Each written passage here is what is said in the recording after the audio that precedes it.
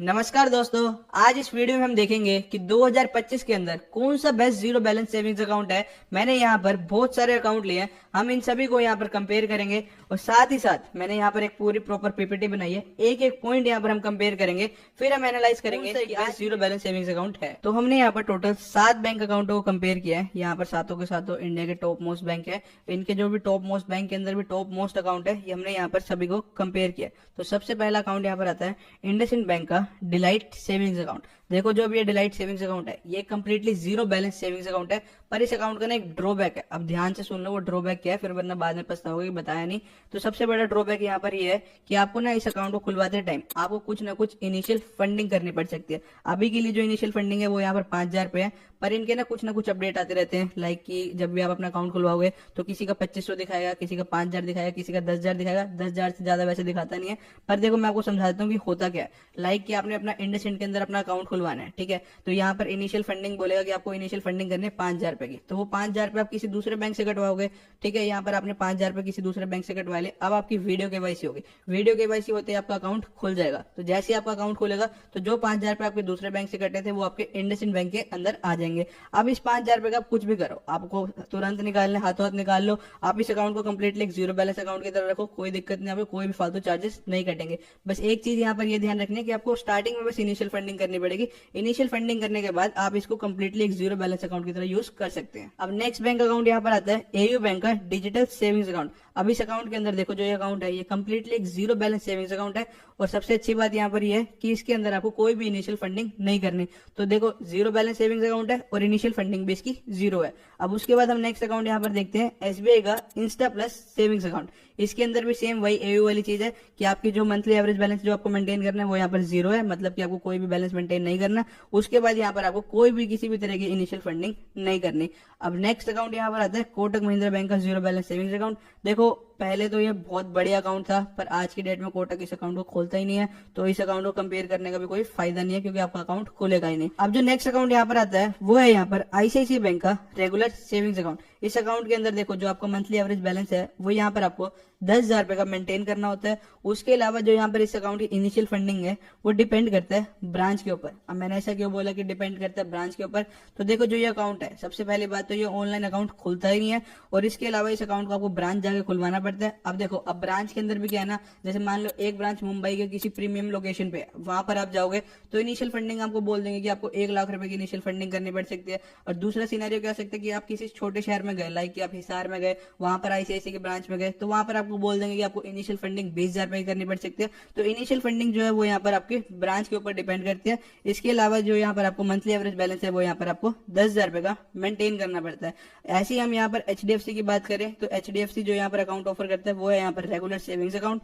इसके अंदर यहाँ पर आपको मंथली एवरेज बैलेंस जो है वो यहाँ पर आपको 10,000 रुपए का मेंटेन करना होता है, और जो यहाँ पर इनिशियल फंडिंग है वो भी यहाँ पर आपको 10,000 रुपए की करनी होती है। इसके अलावा जो अगला अकाउंट आता है वो है यहाँ पर एक्सिस बैंक का इजी एक्सेस सेविंग्स अकाउंट।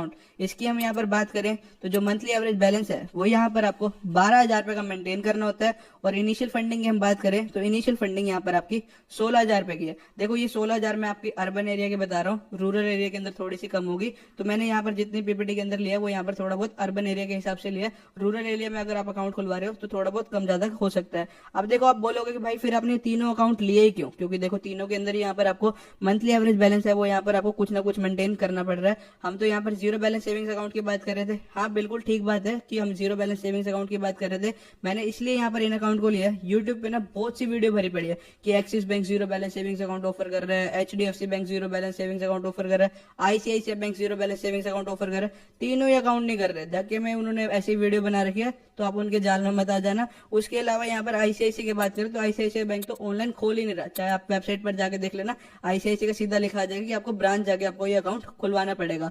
अब यहाँ पर जो आज की डेट में सबसे बेस्ट अकाउंट है जो जीरो बैलेंस ऑफर कर रहे हैं वो ये तीन ही अकाउंट है, एसबीआई का Insta plus savings account, AU का डिजिटल सेविंग्स अकाउंट और इंडसइंड का डिलाइट सेविंग्स अकाउंट। अब मैंने यहाँ पर इन जो ये आईसीआईसीआई, एचडीएफसी और एक्सिस है इन तीनों को इसलिए रखा है क्योंकि ये ना देश के सबसे अच्छे अकाउंट है, तो इनका हमें कंपैरिजन करना बनता है। देखो जो ये हमारे जीरो बैलेंस सेविंग्स अकाउंट है ये तीन है, एसबीआई, एयू और इंडसइंड, और जो यहाँ पर हमने ये तीन अकाउंट और लिए एक्सिस, एचडीएफसी और आईसीआईसीआई, हम सभी को कंपेयर करेंगे ताकि हम देखें तो सही कि जो हमारे जीरो बैलेंस अकाउंट है ये कहाँ पर स्टैंड करते हैं इनके मुकाबले। अब जो नेक्स्ट पॉइंट यहाँ पर आता है वो है यहाँ पर डेबिट कार्ड चार्जेस का। अब डेबिट कार्ड चार्जेस का क्या मतलब हुआ, देखो आप किसी बैंक में अकाउंट खुलवाओगे तो उसके साथ में आपको एक डेबिट कार्ड मिलेगा, उसके सालाना आपको कुछ ना कुछ चार्जेस पे करने पड़ेंगे।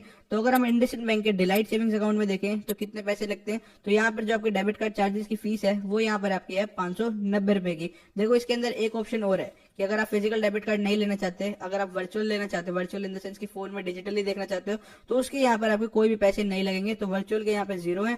और अगर आप फिजिकल डेबिट कार्ड घर मंगवाओगे तो यहाँ पर आपकी जो फीस है वो यहाँ पर 590 रुपए की है। अब इसके अलावा हम यहाँ पर एयू डिजिटल सेविंग्स अकाउंट की बात करें, उसके अंदर डेबिट कार्ड के कितने चार्जेस है, तो यहाँ पर जो यहाँ पर डेबिट कार्ड के चार्जेस की फीस है वो यहाँ पर 177 रुपए की है। इसके अलावा जो हमारा तीसरा अकाउंट है SBI Insta plus savings account, इसके अंदर हम बात करें तो इसके अंदर जो इशुएंस चार्जेस है, मतलब कि पहली बार आपने अकाउंट खुलवाया तो आपके 1 साल तो यहाँ पर आपके 0 रुपए ही लगेंगे। उसके बाद नेक्स्ट ईयर से जो आपके डेबिट कार्ड के चार्जेस लगेंगे वो यहाँ पर है आपके 236 रुपए।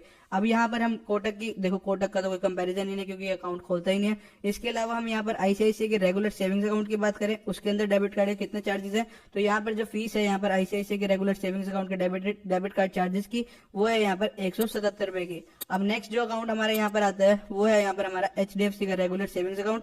इसके अंदर जो डेबिट कार्ड चार्जेस की फीस लगती है वो है यहाँ पर 590 रुपए की। ये अर्बन एरिया में रखती है, रूरल एरिया में थोड़ी सी कम है, रूरल एरिया में यहाँ पर 236 रुपए की। इसके अलावा जो हमारा नेक्स्ट अकाउंट है वो है एक्सिस का इजी एक्सेस सेविंग्स अकाउंट। इसके अंदर जो डेबिट कार्ड की फीस है वो है यहाँ पर 590 रुपए की। अब नेक्स्ट फीचर यहाँ पर आता है cash withdrawal deposit from branch. अब इसका क्या मतलब हुआ, देखो आपके पास बैंक अकाउंट है, अब बैंक में जाओगे तो आप बैंक में जाके पैसा विड्रॉ भी कर सकते हो और डिपॉजिट भी कर सकते हो। अब विड्रॉ और डिपॉजिट के पीछे कितने पैसे कटते हैं अब हम उसे देखेंगे। तो सबसे पहला हमारा जो अकाउंट है वो है यहाँ पर इंडसइंड बैंक का डिलाइट सेविंग्स अकाउंट। इसकी हम बात करें तो इस अकाउंट के अंदर जो आपका विड्रॉ है वो बिल्कुल फ्री है, मतलब कि आप अनलिमिटेड पैसे विड्रॉ कर सकते हो, यहाँ पर आपको कोई भी चार्जेस नहीं कटेंगे। अब यहाँ पर हम डिपॉजिट की बात करें तो डिपॉजिट यहाँ पर 2 लाख रुपए पर मंथ तक फ्री है। उसके अलावा यहाँ पर आपके चार्जेस कटेंगे। अब कितने चार्जेस कटेंगे, यहाँ पर इन्होंने साफ साफ लिखा हुआ है पर 1000 रुपए के पीछे आपके 4 रुपए कटेंगे। तो वो आप अपने अमाउंट अपने हिसाब से कैलकुलेट कर लेना। लाइक किसी को 3 लाख रुपए डिपॉजिट करने हैं तो 2 लाख तक तो फ्री है, बचा कितना 1 लाख, तो 1 लाख के पीछे आपके 400 रुपए फालतू कटेंगे।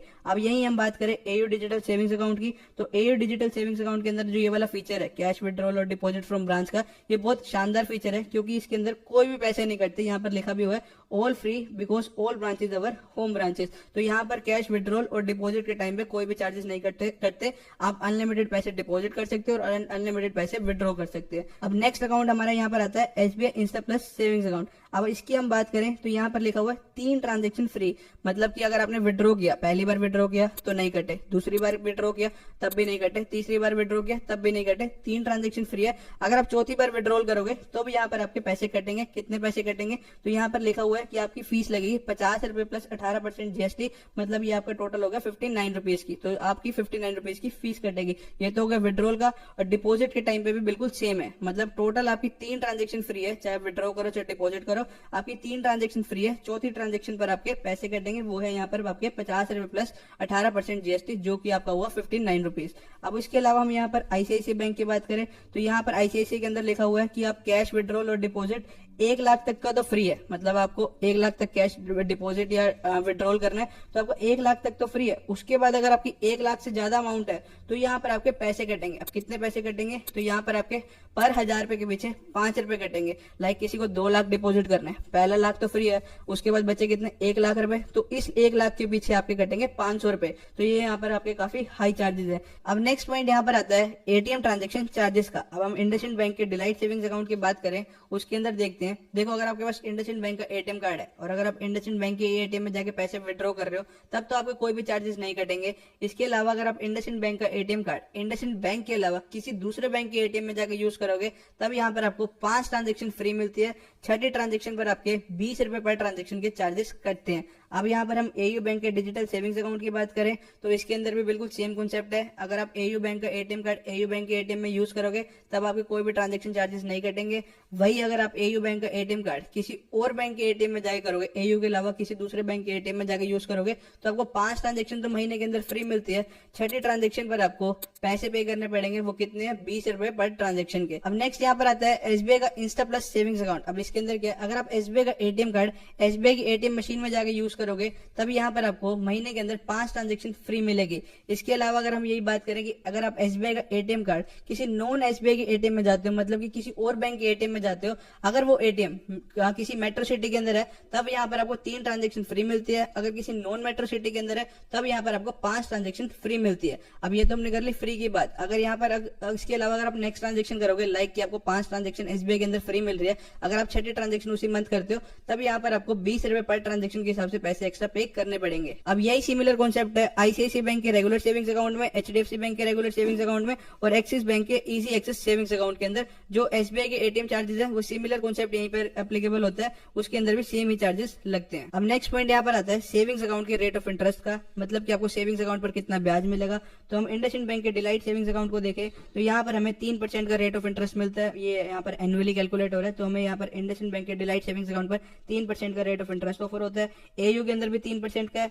एसबीआई के अंदर यहाँ पर ध्यान रखना, यहाँ पर 2.70% का है, ये थोड़ा सा कम है। उसके अलावा हम यहाँ पर आईसीआईसीआई की बात करें तो आईसीआईसीआई के अंदर भी 3% का रेट ऑफ इंटरेस्ट ऑफर होता है। एचडीएफसी के अंदर भी 3% है और एक्सिस के अंदर भी 3% है। कुल मिला के बात यहाँ पर ये हुई कि सेविंग्स अकाउंट पर एसबीआई के अंदर ही 2.70% का रेट ऑफ इंटरेस्ट ऑफर हो रहा है, बाकी सभी बैंक के अंदर यहाँ पर 3% का रेट ऑफ इंटरेस्ट है। अब इसके अलावा हम यहाँ पर बात करें कि फिक्स डिपॉजिट के ऊपर कितना रेट ऑफ इंटरेस्ट मिलता है। अगर कोई बंदा इंडसइंड बैंक के अंदर 1 साल की एफडी करवाता है तो उसे यहाँ पर 7.75% का रेट ऑफ इंटरेस्ट ऑफर होता है।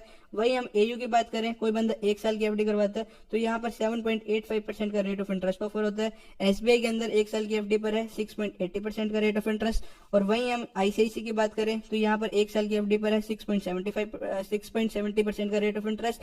और यहाँ पर अगर हम बात करें एचडीएफसी की तो एचडीएफसी के ऊपर मिलता है 6.60% का रेट ऑफ इंटरेस्ट। और एक्सिस की बात करें तो यहाँ पर मिलता है 1 साल की एफडी करवाने पर 6.70% का रेट ऑफ इंटरेस्ट। ये तो हमने 1 साल की कैलकुलेट कर ली। अगर हम यहाँ पर इनका बेस्ट टेन्योर कैलकुलेट करें, देखो हर बैंक का ना बेस्ट टेन्योर अलग अलग होता है। मैं आपको बताता हूँ कि अगर हम यहाँ पर इंडसइंड बैंक की बेस्ट की बात करें तो अगर आप 1 साल 5 महीने की एफडी करवाते हो ना तो यहाँ पर आपको 7.99% का रेट ऑफ इंटरेस्ट मिलता है। और वहीं अगर आप एयू बैंक के अंदर 15 महीने की एफडी करवाते हो तो यहाँ पर आपको 7.25% का रेट ऑफ इंटरेस्ट मिलता है। अगर हम एसबीआई की बेस्ट की बात करें तो अगर आप 18 महीने की एफडी करवाते हो तो यहाँ पर आपको 8% का रेट ऑफ इंटरेस्ट मिलता है।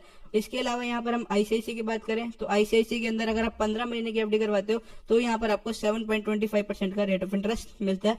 और अगर हम एचडीएफसी की बात करें बेस्ट की तो यहाँ पर अगर आप 2 साल 11 महीने की एफडी करवाते हो तब यहाँ पर आपको 7.35% का रेट ऑफ इंटरेस्ट ऑफर होता है। और एक्सिस की बात करें तो एक्सिस का बेस्ट है, अगर आप 15 महीने की एफडी करवाते हो तो यहाँ पर आपको 7.25% का रेट ऑफ इंटरेस्ट ऑफर होता है। तो ये होगी हमारी सेविंग्स अकाउंट पर कितना इंटरेस्ट मिलता है और एफडी पर कितना इंटरेस्ट मिलता है। इसकी बात बस ध्यान यहाँ पर ये रखना कि एसबीआई के अंदर थोड़ा सा एफडी और सेविंग्स अकाउंट पर रेट ऑफ इंटरेस्ट कम है, वहीं इंडसइंड के अंदर थोड़ा सा ये ज्यादा है। तो हमने यहाँ पर सारे के सारे पॉइंट कंपेयर कर लिए, बस यहाँ पर 2-3 पॉइंट है उसे और देख लो। देखो अभी हमें यहाँ पर ये तो समझ आ गया कि यहाँ पर 3 जो है जीरो बैलेंस सेविंग्स अकाउंट है, वो है SBI Insta plus savings account, AU digital savings account और इंडसइंड डिलाइट सेविंग्स अकाउंट। अब इसके अंदर भी अपनी कुछ ना कुछ खासियत होगी। तो देखो एसबीआई के अंदर हम बात करें तो एसबीआई की ना मोबाइल बैंकिंग सच में बहुत जबरदस्त है।